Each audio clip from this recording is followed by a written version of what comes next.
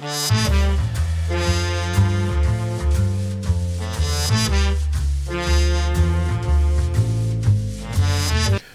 and welcome back to Terry Talks Movies. This time around I'm doing weird horror films. Not necessarily A-grade horror films. I'm not doing the Terrifier or Terrifier 2 yet. Nothing to say I'm not going to do them in future. But horror films that are a little off-centre as far as having the public's attention. A few videos ago I talked about a movie called Revenge of the Kuntilanak, which was a Malaysian supernatural thriller with a female ghost as the antagonist. I dived deeper into that genre, as I'm inclined to do, and I found something else. Oddly enough, on Netflix, it was a movie called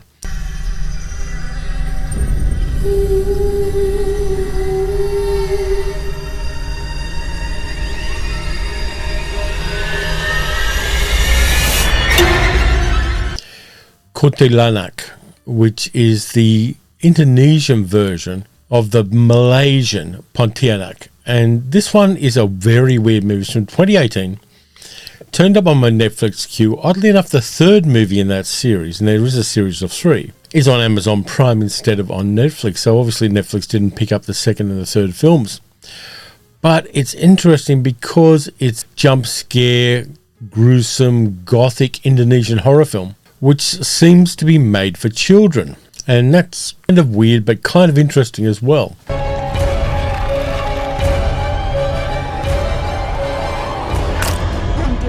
Indonesia is the second closest country to Australia after New Guinea. And so doing local stuff, or at least stuff in my region of the world, is of interest to me. And the Kuntilanak movie genre is quite an old one. It's as old as a James Bond movie. It's the first Kuntilanak movie. And I'm saying that several different ways because I'm still trying to get my mouth around it. The first Kuntilanak movie was in 1962, same year that Dr. No came out. I don't know anything about that movie. There's very little information that I can get about it, but there was another one in 1974. There was one in 2007. Actually, there were 2 in 2007. One called Kuntilanak's Nest in 2008. There were a trilogy in 2006 to 2008. Oddly enough, just called Kuntilanak, Kuntilanak 2, Kuntilanak 3. So there have been several Kuntilanak series out there as well. There was Kuntilanak's Morgan 2009, Kuntilanak Baranak, which I don't know anything about. There was one called Nail Demon, which is actually a pretty salient name for it, in 2009. And another one called Santet Kulinanak in 2012, then the 2018 one. And so this monster's been around for a while.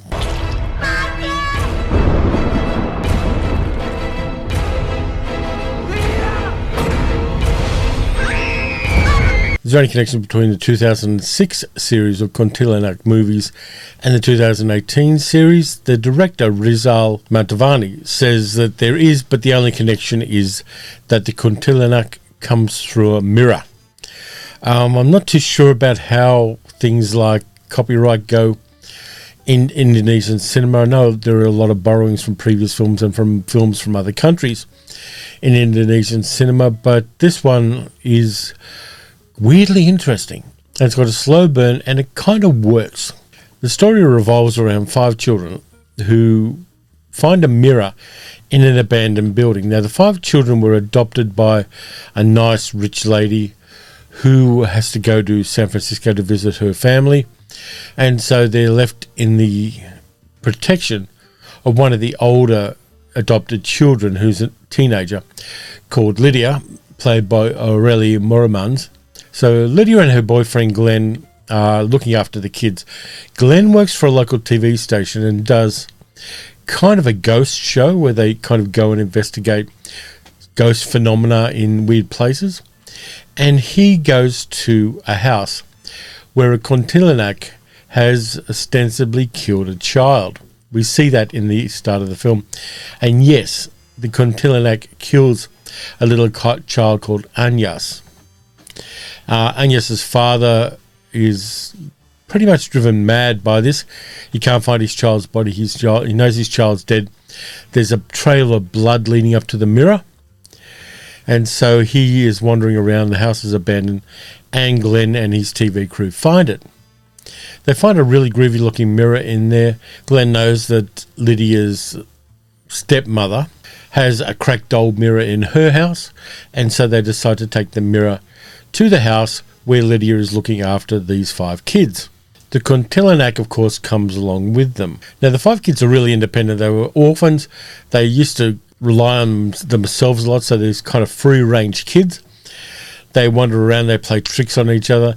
They keep an eye on Lydia and Glenn to make sure they don't get up to any shenanigans by basically mounting a military-style surveillance operation on the couple. So there are lots of little funny bits in this movie. Then things start getting serious. The kids find out that Glenn's TV station has a 50,000 rupiah reward for any proof of the existence of a Kuntilanak. And the kids want that money because it's enough to buy them an Xbox, and they want an Xbox. So the kids go to this old house, they look around, and they get the attention of the Kuntilanak, who follows them back to their house and starts attacking the children. The Kuntilanak starts in kind of subtle ways. Because the monster has long fingernails, she damages some of the antique furniture in the house by putting long scratches on it. She slowly and really sadistically stalks some of the children.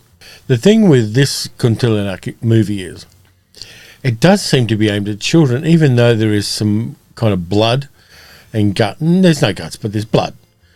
And there are some really creepy jump scares. There's some real horror as the monster reveals itself. And the kids seem genuinely terrified when they are stalked by this monster. And there's some really nice practical effects in there as well. There's a scene where somebody looks under a bed and the camera kind of goes down slowly under the bed. And when it comes back up, the monster is behind the girl. Little kind of practical things like that work. They're not incredibly original, but in the context of this, they work.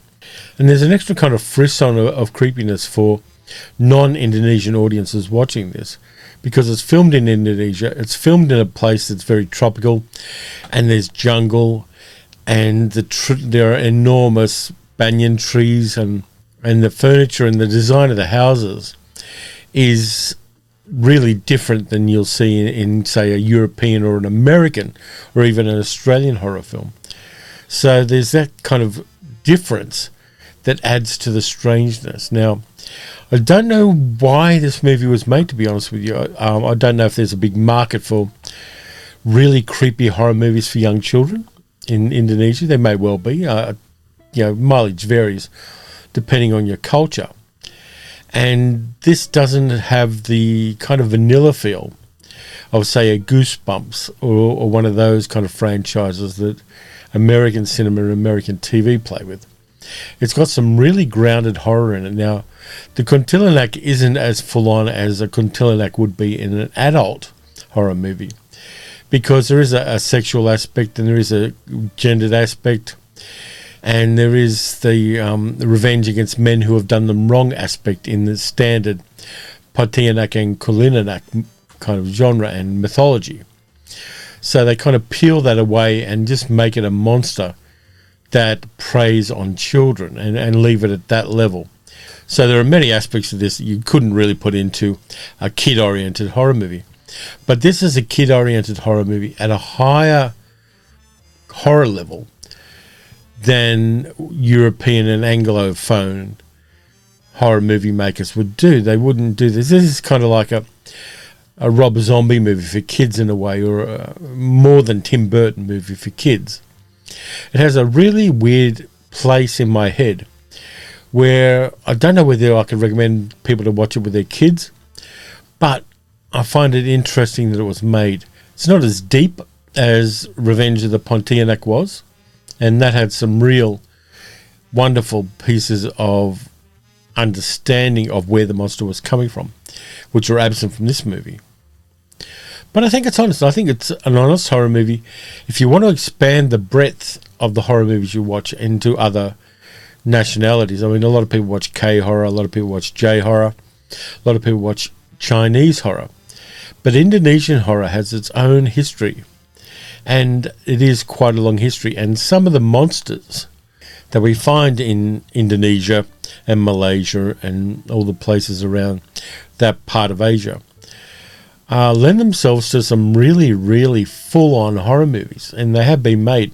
Indonesia's making more horror movies. It's making at least two different cinematic universes, the Bumi Langit one and there's a Satria Dewa one, and I'm going to do a video in future about the latest Satria Dewa superhero movie, which has only just come out on Netflix as well. Indonesian horror is one of those rabbit holes I'm going to dive down.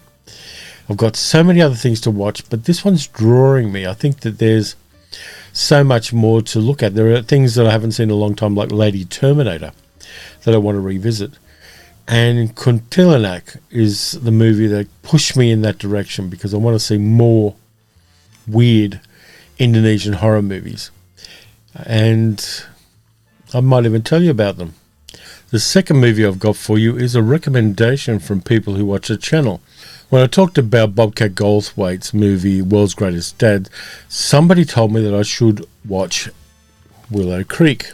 What do you want me to say? Just keep talking. I gotta adjust these levels. Check one, my boyfriend's a big idiot. Check one, that I would come on this trip to help you with your film, and it's your birthday, and we're gonna have a great time, but I'm not about to say that I believe in Bigfoot. Which is Bobcat's sojourn into found footage horror. And thank you. I've forgotten who it is, but thank you, because this is probably the best found footage horror movie I've seen. And yes, I've seen Blair Witch. Now, this one is really, really on point. Low budget.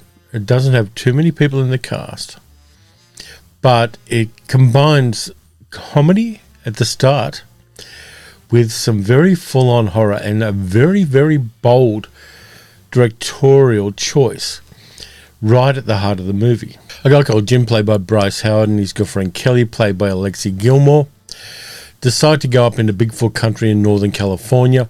Jim plans to shoot his own Bigfoot footage at the site of the Patterson-Gimlin film, that original Bigfoot footage from the 1960s. So the two of them stop at Willow Creek, and Jim's making a documentary, and he interviews people. He interviews a local park ranger, and she doesn't believe in Bigfoot. He interviews a guy who sings country songs about Bigfoot.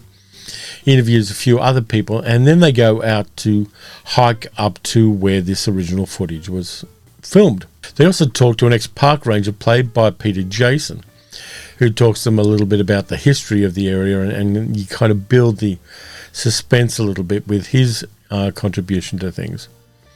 So they go hiking up into the countryside and camp out for the night, and they're about halfway to where they need to be. And things start happening. They start hearing things, and they're in their tent and they're kind of talking. There's a lot of kind of playful banter there. And then there's a 18-minute uncut sequence of the two of them just sitting in the tent, talking softly and hearing things outside the tent. Yeah, there are long moments of them looking around going like this. And then there's a jump scare because some noise happens. And it's beautifully done. I was tempted to fast forward through parts of the 18 minutes, but I thought if I do, I'm going to miss something. And sure enough, when that kind of urge to fast forward passed, something happened, and the noises happened, and something bashed against the tent. And the suspense built up wonderfully. And the movie pivots at that point from being fairly light-hearted, even though there are kind of little implications that things have gone wrong. A woman's gone missing in the area weeks before and hasn't been found. The kind of horror and the realization that these people are someplace where they absolutely should not be escalates. They start hiking the next day and they end up getting lost. They go around in a big circle. And then the movie hits its climax, and it is spectacularly good. We never see the Bigfoot, which is the interesting thing, but we see and hear plenty that gives us what's happening and gives us implications about the situation in which these couple find themselves. That really, really has it stayed with me for a few days after watching this. Bobcat Goldthwait had worked with Bryce Johnson and Alexi Gilmore before in different movies, and so he knew his actors, but they hadn't met before they started filming in the car as we see it in the movie. So they didn't know each other. But there's a sense that the actors really capture of their characters being a couple, and a lot of the dialogue is improvised around certain plot points that the director has given them. It really is a kind of masterclass in how to flesh out a character, and that really worked for me. It gave the characters a lived-in experience. Didn't particularly like Jim, because Jim's a bit of an asshole, really, and Kelly, who's an aspiring actress, is kind of slightly tentative about their relationship, and all of that feels really lived in. And then there's that escalation of suspense and horror and implication that happens in this film, which I like a lot. Bobcat Goldthwait hasn't done horror before this movie, but he does it really well. And like I said, I'm not really a fan of found footage horror, but this one lands it. It nails it beautifully. It's a modern horror movie done without CGI. Which gives it points to start with. And there aren't too many practical special effects there either. Then they did shoot the tent scene, not on a studio, but they shot it out on location and didn't tell the actors what was going to happen. And they were told to react to what they experienced. And Bobcat Goldthwait had a monitor so he could see what was going on, and he made things happen around them for those 18-minute single take moments that really make this movie something just that little bit different. It's not the best horror movie in the world, but it's really creepy, and it builds to a climax which is perfect. It sticks the landing perfectly, and the sound design is as important as the visuals in this one. And the Bigfoot sounds are quite creepy. They're not kind of growls and roars. They're more like whooping and kind of unsettling because of that. They sound different and strange in the best possible way. I'm incredibly impressed with this. The movie only runs 79 minutes, so it doesn't outstay its welcome.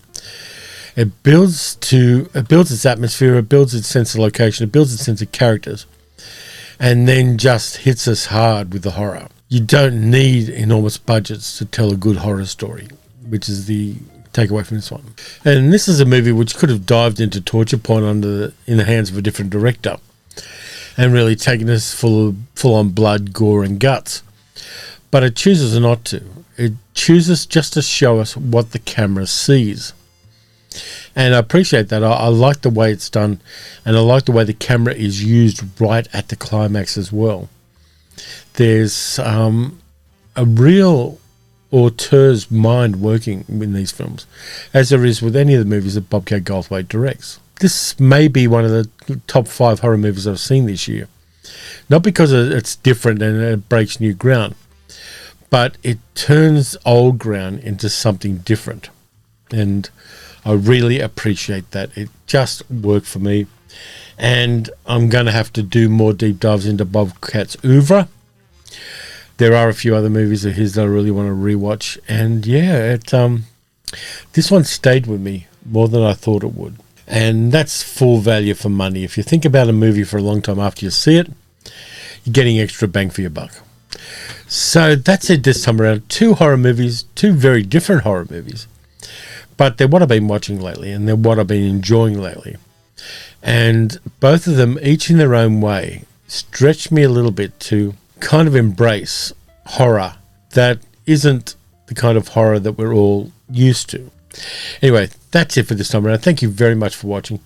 By the way, I still have the giveaway for the Patreon supporters on the channel at patreon.com/paleocinema.